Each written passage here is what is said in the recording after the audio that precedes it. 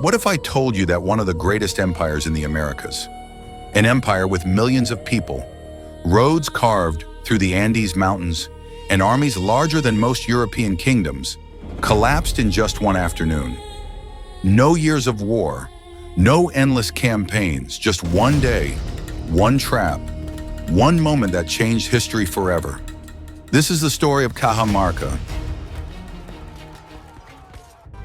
The year was 1532. High in the Andes Mountains of South America, the Inca Empire stood as the most powerful civilization in the region. It stretched for nearly 2,500 miles, from modern-day Ecuador, through Peru and Bolivia, down into Chile and Argentina. The empire was ruled by Atahualpa, the Sapa Inca, the emperor, who had just won a bloody civil war against his brother Huascar. That war had left deep scars. Tens of thousands were dead. The provinces were restless. Nobles were divided. Atahualpa wore the crown, but his throne was not secure. At that very moment, strangers from across the Atlantic arrived. Francisco Pizarro, a Spanish conquistador, a conqueror from Spain, led just 168 men. His band carried steel swords, armor, horses, and firearms, technologies the Inca had never seen before. Why were they here? The answer was simple: gold and glory. Just 10 years earlier, another conquistador, Hernán Cortés, had conquered the Aztec Empire in Mexico and sent shiploads of treasure back to Spain. The stories of golden temples and silver mines had spread like wildfire. To men like Pizarro, Peru was the next miracle waiting to happen. But there was something deeper. Many of Pizarro's men were poor, with no inheritance back home. They came to the New World not only for riches, but for survival and a chance to rise. And they believed they carried a divine mission, to bring Christianity to what they saw as pagan empires. Atahualpa, however, saw them very differently. To him, these Spaniards were strange foreigners, odd clothing, unusual animals, loud weapons, but too few to matter. He commanded tens of thousands of warriors. They were fewer than 200. In his eyes, they were no threat at all.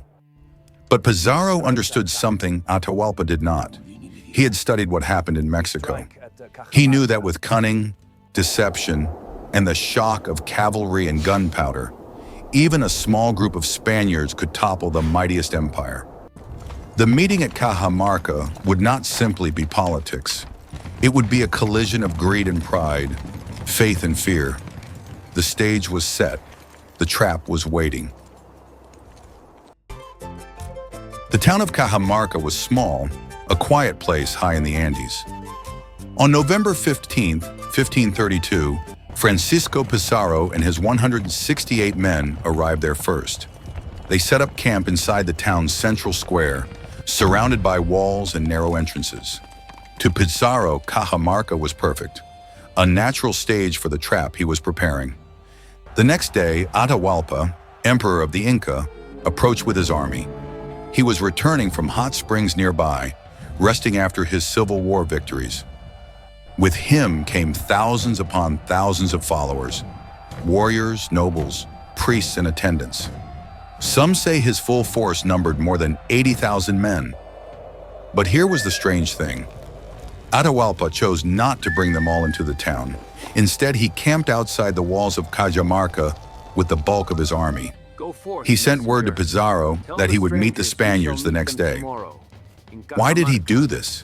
Atahualpa was supremely confident.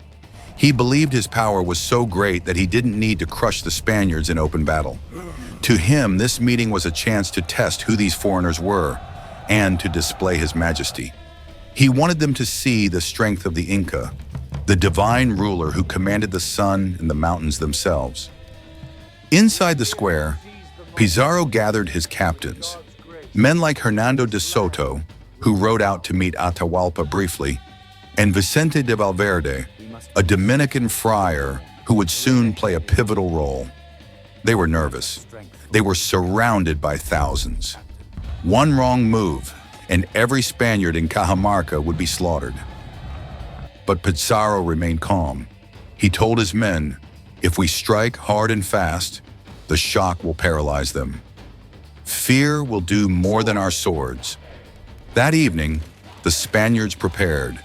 They hid their cavalry and artillery inside buildings around the square. Musketeers loaded their firearms. Cannons were positioned to blast through the crowds. Every man knew the plan. Wait until Atahualpa entered the trap, then unleash chaos. Night fell over Cajamarca. Fires burned in the Inca camp outside the town. The Spaniards could hear drums and chants echoing through the valley. Some of them surely wondered if they would live to see the morning. And yet, dawn came. November 16th, the day that would change the New World forever. Atahualpa's procession began. First came dancers, musicians, and nobles carrying banners. Then came priests with sacred objects of the sun. God Inti, finally carried high on a golden litter, appeared Atahualpa himself, clothed in fine robes, his head adorned with the royal fringe, the symbol of the Sapa Inca. He did not come with weapons drawn. His guards carried ceremonial axes and clubs, but the warriors with real weapons were left outside. Atahualpa wanted to show power, not fear. To him, this was a meeting, not a battle. But to Pizarro, this was the moment he had been waiting for. As the Inca procession entered the square, the Spaniards held their breath in silence. Hidden behind walls and doors, hands gripped steel swords, fingers tightened on triggers, horses stamped in the shadows. The trap was nearly ready to close. The golden litter of Atahualpa entered the square of Cajamarca. The space was crowded with nobles, priests, dancers, and attendants. And yet the Spaniards remained hidden, waiting in silence. Then a single figure stepped forward. Vicente de Valverde, a Dominican friar, walked out holding a cross in one hand and a book in the other, the Bible. Through an interpreter, he addressed Atahualpa. He told him that the Spaniards came in the name of God and the King of Spain, and that Atahualpa must accept Christianity and recognize the authority of the Spanish crown. Atahualpa listened with calm curiosity. He had never seen such a book before. Valverde handed it to him. Atahualpa held the Bible, lifted it to his ear, turned its pages, and then asked, "Why does it not speak to me?" Frustrated, he threw the book aside. That was the signal. Valverde rushed back to Pizarro, shouting, "The faith has been insulted!" "Attack, attack, I absolve you!" Pizarro raised his hand. A cannon fired. The square of Cajamarca exploded with sound. The roar of muskets, the crash of artillery, the scream of terrified men. Spanish cavalry burst from hiding, steel armor glinting, lances lowered, horses thundering across the stone square. The Inca attendants had no weapons to resist. They carried ceremonial staffs, banners, and sacred objects, not swords or shields. The shock was overwhelming. Muskets tore through the crowds. Horses trampled the unarmed nobles. The noise of cannon fire echoed across the valley. Atahualpa's golden litter swayed as panic swept through his followers. The emperor himself tried to remain calm, commanding his people not to flee, but chaos had taken over. The square became a nightmare. Blood, screams, smoke, and confusion. And still, the Spaniards pressed the attack. Their steel blades cut through flesh with ease. Their horses crushed anyone in their path.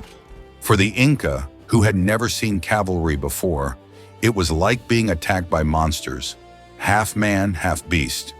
What began as a meeting had turned, in an instant, into a massacre. And at the center of it all sat Atahualpa, trapped in the storm. The square of Cajamarca was chaos. Smoke from gunpowder filled the air, choking the cries of men crushed under hooves and cut down by steel. The Spaniards, only 168 of them, seemed like demons unleashed, swords flashing, horses rearing, muskets cracking like thunder. The Inca nobles had come unarmed, dressed in fine robes, carrying sacred emblems of their empire. They had expected a ceremony, not a slaughter. Panic spread like fire. Some tried to flee, but the narrow exits of the square were blocked. Many were trampled, others pushed against the walls, crushed under the weight of their own people. For the Spaniards, this was the advantage.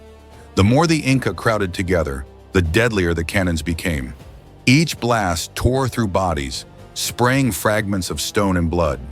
The noise alone was devastating. Echoes of explosions bounced off the mountains, magnifying terror.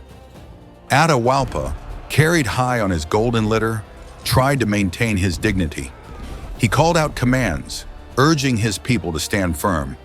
But his voice was lost in the storm of screams and gunfire. The men carrying his litter were cut down one by one, steel slicing through flesh. Each time one fell, others rushed forward, desperate to lift their emperor higher, refusing to let him touch the ground. The loyalty of the Inca was fierce. Even in the face of certain death, attendants sacrificed themselves to protect Atahualpa.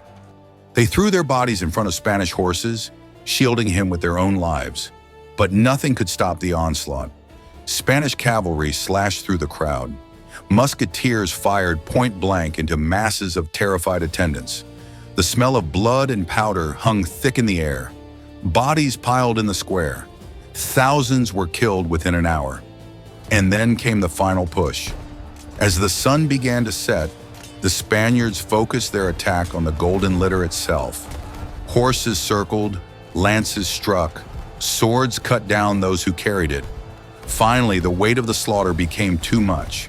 The litter tipped. Atahualpa tumbled to the ground. In that instant, Pizarro himself leapt forward. He shielded Atahualpa from his own men, ordering them not to kill him. The emperor of the Inca was too valuable alive. His capture would mean more than his death. The Spaniards dragged Atahualpa away, holding him in chains. Around him, the square was littered with corpses. The once proud nobles of the Inca lay dead. Their songs and banners had been silenced by steel and smoke. By the end of that single day, thousands of Inca were slaughtered. Not a single Spaniard had been killed. The balance of power in the Andes had shifted forever. Atahualpa, the Sapa Inca, the living son of the sun god, was now a prisoner in his own land. Atahualpa, the mighty emperor of the Inca, now sat in chains. The square of Cajamarca, once filled with music and banners, was silent but for the groans of the dying. The Spaniards had won an impossible victory.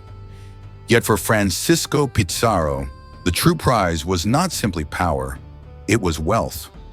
Atahualpa understood this. Though he was a prisoner, he remained calm. He studied his captors, realizing that above all else, these men craved gold and silver. And so he made an extraordinary offer. He told Pizarro, "If you release me, I will fill this room with gold." He pointed to the chamber where he was held, and with his hand he marked the height he would reach, up to a man's arm stretched high, nearly 9 feet above the ground. The entire room filled with gold. Twice more he promised to fill adjoining rooms with silver. The Spaniards were stunned. Could it be true?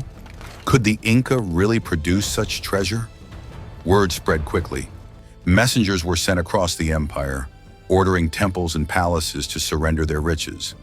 Gold from Cusco, silver from the mines, ornaments from temples dedicated to the sun, all were stripped, melted down, carried across mountains and valleys to Cajamarca. And it came. Statues, goblets, jewelry, plates, masks, treasures of centuries were torn from their sacred places. Priests wept as idols of their gods were taken. Couriers staggered under the weight of treasure. Llamas loaded with silver crossed the Andes. Piece by piece, the ransom of the Inca emperor grew higher. For months, the Spaniards waited in Cajamarca, watching in awe as the chamber filled. Gold covered the walls, silver piled in heaps. It is said that the value of the ransom was more than all the treasure Spain had ever taken from the New World until then. To the Spaniards, it was beyond imagination. To the Inca, it was an act of desperation, an empire's attempt to save its divine ruler. But even as the gold rose higher, doubts grew. Would Pizarro really let Atahualpa go free? Some Spaniards argued that they should keep him alive. Others feared that if released, he would raise his armies again. Rumors spread that Inca forces were gathering nearby. Tension grew. Atahualpa, meanwhile, tried to use his captivity to rule. He sent orders through messengers, maintained authority, even had his brother Huascar executed to prevent any rival claim to the throne. In chains, he was still emperor. Finally, after months, the ransom was complete. The chamber was filled with gold, the side rooms with silver. The promise had been kept. But the Spaniards faced a choice, one that would decide the fate of the Inca. And in the end, they chose betrayal. The chamber of gold was filled. Silver rooms stood piled high. Atahualpa had kept his promise. He had given the Spaniards more wealth than they had ever dreamed of. But he was still a prisoner. The Spaniards began to argue among themselves. Some believed Atahualpa should be released. After all, he had paid the ransom. Others whispered that letting him go would be suicide. He was still the emperor, still loved by his people. If free, he could raise another army and crush the Spaniards once and for all. Rumors spread that Inca forces were gathering in the hills. Every shadow, every messenger that came and went, fed Spanish fears. Finally, in July of 1533, the decision was made. Atahualpa would die. The Spaniards staged a trial. They accused him of treason, of idolatry, of plotting against the crown of Spain. The charges were absurd, but the verdict was decided before the words were even spoken. Guilty. At first, they sentenced him to be burned alive. For a man believed to be the son of the sun god, fire was the ultimate humiliation. But Atahualpa, terrified of the flames, agreed to be baptized into Christianity if they would spare him that fate. He took the Christian name Francisco after his captor, Francisco Pizarro. And so, on August 29, 1533, in the square of Cajamarca, the mighty emperor of the Inca was led to his death. A garrote, a strangling rope tightened with a wooden handle, was placed around his neck. In front of a silent crowd, Atahualpa, the Sapa Inca, was strangled to death. His empire collapsed with him. Within a year, the Spaniards marched into Cusco, the heart of the Inca world. Temples were stripped, idols smashed, and the lands of the Andes were claimed for Spain. But the story of Cajamarca did not end there. The gold and silver taken from Atahualpa's ransom fueled Spain's rise as the most powerful empire in Europe. From these riches came wars, palaces, and fleets of ships that circled the globe. Yet it also set in motion centuries of exploitation and suffering for the native peoples of the Americas. And all of it, Spain's wealth, the fall of the Inca, the reshaping of the New World, began with that one day in Cajamarca, a single afternoon, a single trap, and the betrayal of a king